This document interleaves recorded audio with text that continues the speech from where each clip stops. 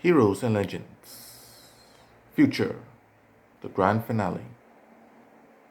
Several months after the fall of the Scholastican Empire, the new Macedonian Empire was making inroads across the stars, eradicating the Scholastican powers that be, eradicating all and forcing them to surrender, breaking down their will to fight in order to secure a proper future. This task was led by Molzi Proper, who wanted nothing but revenge for the past humiliations and defeat. But there is a group of Scholastican that was stubborn and was still resisting. They were the Scholastican of the Harry and the Ami. Not all Harry and his family and friends and his wife Marissa Ami and their small troops were putting up a stiff resistance against the Macedonians. Still, Emolzi did not give up. He campused the surrounding main planet of Harry and launched the biggest Macedonian invasion since the rebirth of their empire. Newly fresh troops from the Armada that were not used during the invasion of UE were there with cannons, technology, and weaponry. Naruto alone said he would go to the front lines. Marissa is trying to tell her husband, no, it doesn't make no sense. Now might be a good time to surrender. Then her sister-in-law stopped her and said, no, Big Brother has to do this. Even if it costs him his life, he'll defend all of us, right? All you have to do here is remain steady in this castle. And so Naruto, with his strength of street-style, kung fu-style moves, and his will of a warrior, the last will, the fighting will of all of Scholastican and Sumatran as a whole, was forged into one man to face an enormous, overwhelming odds to beat back the massive Macedonian army. To the shock and horror, Naruto was holding his own. The Macedonians were stunned. They sent their officers out to fight against him, but Naruto continued to hold his own. It was magnificent. He has beaten hundreds to thousands of Macedonian troops and officers as well. So the officers got scared and started to use their cannons to bombard the castle, destroy the castle, and force him to surrender. Bombard the castle! The enemy cries for mercy, the officer cried out. Naruto, with his quick legs and quick thinking, rushed to the plateau where the enemy cannons were, and the enemy cannon officer and the cannons were destroyed by him. Seeing how their lord were fighting, Gordon and Major decided to venture out and to help him. While they was about to venture out, the Cthulhu remnants that were in the dimensions that were chased out, and they were the last of Capri Sun's forces, returned to the planet, looking for vengeance against the Scholastica. And so, Gordon and Major defended the ladies against the Cthulhu hordes that had now come. Naruto was too far deep in Macedonian territory to do anything. He trusted his friends that hold out until he returned. Then suddenly Hall had arrived. Hall said to him, well, old spawn buddy, look what you got yourself into. The tide has turned.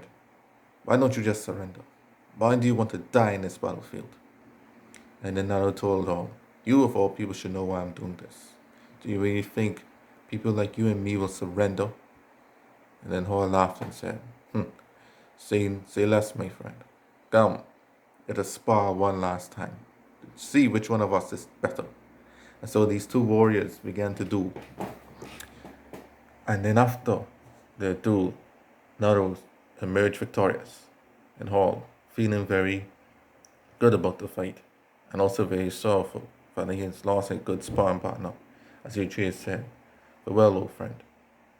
May you continue to fight in the next life. And then Hall retreated. And Naruto continued to fight some more Macedonian troops. And then the Bashar leader, Penya, had arrived, are also skilled fighter and itching for a fight. Come, Naruto, you lead all the Scholastican behind your shoulders. Show me the strength of this fallen galaxy. And then Naruto said, oh, great, more enemies. Where's the Immortal Z? And then these two started sparring. Despite Penya's freshness in the battle and his years of training preparing for this moment, and despite Naruto fighting for hours against hundreds of thousands of Madonians, Penya was also defeated. Penya was stunned and excited. Ah, what an amazing fight. Ah, we gotta do this again sometime. Oh, that's right.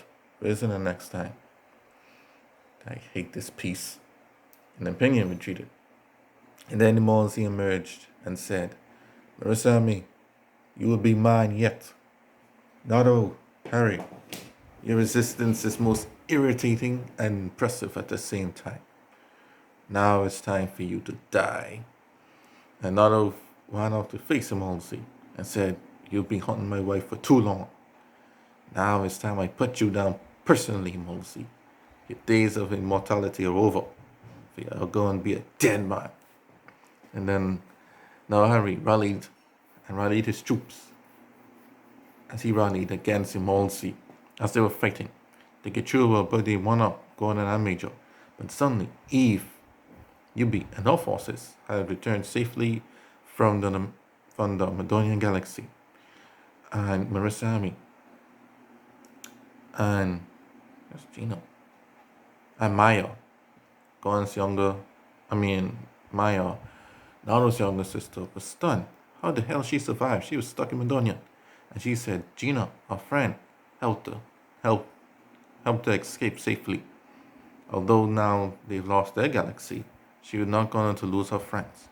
And so with the help of the Yubi troops, the Gordon and Major survived the Gichuru attack. Now his back secure. Naruto now could fight full-fledged against Imolzi, who's now being pushed back, despite his overwhelming successes over the time since Ueyui was killed. Imolzi was crushed and defeated. He was stunned. He had no choice but to retreat, fearing that this time he might actually die. He cursed the very heaven that Naruto was under, and got a report that Teshon Madonia, the son of Lord Madonia, and the leader of this army, was approaching. And he said, Farewell, Naruto. Your wife Marissa and me in our intelligence will be mine yet. For my lord has come to finish you. Teshon, the kicker, and the strongest legs in all the universe, the son of Madonia, and heir to his empire, had come. And he said, Naruto, you will indeed impress me today. The strength and the will of the warriors of Scholastica are full displayed by your might. This is the end of an era, a beginning of a new one. Now come, let old and new clash. And so Naruto went off to face Madonia, thinking to himself, if I could defeat this guy, I could end this war, and maybe I could take him down. And so, despite being worn out while fighting for hours against thousands and plus elite officers, he ride on against Teshon. Teshon ordered all Madonian troops to halt, as he did not want them to fight against Naruto's forces. He wanted Naruto to be focused and calm in facing him, because he was going to give his all. So he said, Omi, halt. And all the Madonian officers was like, Oh, Madonia. And they was like, yes, sir. So Madonian forces halted and stopped their advance. Only a few Gichuru forces were fighting against the other Scholastic forces at this point, and they were being pushed back. So Naruto and Teshon fought, and it was magnificent. Teshon used his high legs and kicking abilities to kick up whirlwinds and blast, and kicking them with all the force of a hurricane. But Naruto, despite being worn out, dodged them and used his fists to counter his legs. In the end of the magnificent clash, Teshon Madonia was defeated. But at this point, you see that Naruto was spent. Any other attack would be his downfall. And so Teshon, honoring the pact of a warrior, and finally feeling what it would have been like to live in the age during the legendary fighters, told his army to halt and said they are leaving. For this war and battle was over. The Mozi complained and protested his lord's decision. And then Teshon scolded him and said, "See, your session with Rasami is over. Leave these people be. Go back to Claire." And Mosey was humbled, quiet, head down low, and he said, "Yes, sir." And he made a proclamation. These remaining Scholastica must never raise their banner again in the name of Scholastica or for vengeance of anything. As long as they lived in peace and stayed quiet, they could live their lives in peace and no one would bother them. Mirazami and the others agreed, saying that their military was spent and the overwhelming might of Macedonian was too strong even for them. And so the Macedonians left. Mirazami and Maya went to Nado's body. Mirazami had Nado on her lap, crying bitterly that her husband died. And he said, "You idiot, why did you do this?" And as all the other troops and allies were weeping and crying over Nado's death, Nado said his last words to his wife and said, "My love, lead on, guide and support our friends and family. We've done this for you. I love you." And with that, Nado let his last breath, closed his eyes, smiled, and went on to the next life. Miss Army cried bitterly. As the last of Scholastic forces, the army and the Harry and the UB forces continued to pick up the pieces to rebuild. Then suddenly a ship arrived in Macedonian fashion. It was Gina, the friend that saved Eve. She had come to pay her respects to Nado. Some were very curious of why Macedonian would come to help them. But Eve, Maya, and Marissa knew that Gina was a friend. And it was thanks to Gina that saved the UB and the UB saving them. And so they allowed Gina to come to attend the funeral.